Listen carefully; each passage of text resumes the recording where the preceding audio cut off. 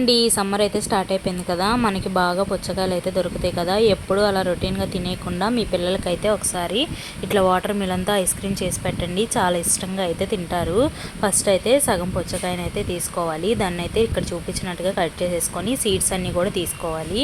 సీడ్స్ని వేస్ట్గా పడేయకుండా మీకు చెట్లు ఉంటే కనుక దాంట్లో వేసేయండి, మొక్కలు అయితే వస్తాయి. సరిపడినంత షుగరు, ఫ్రెష్ క్రీము వేసేసి మిక్సీ పట్టేసుకొని ఇక్కడ చూపిస్తున్నట్టుగా దీంట్లో పోసేసుకోండి. పుచ్చకాయ డొక్కులో ఒక 7 hours అయితే డీప్ ఫ్రిడ్జ్లో పెడితే కనుక ఇట్లాగా గట్టిగా అయిపోతుంది. తర్వాత నైఫ్తో మనకి నచ్చిన షేప్లో అయితే చిన్న చిన్న పీసెస్ లాగా కట్ చేసుకోండి.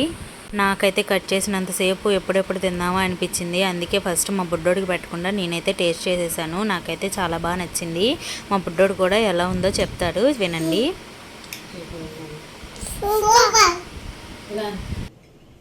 ఈ సమ్మర్లో మీ పిల్లలకు కూడా తప్పకుండా ఇలా చేసి పెట్టండి, చాలా బాగా నచ్చింది. వీడియో నచ్చితే లైక్ చేసి సబ్స్క్రైబ్ చేసుకోండి.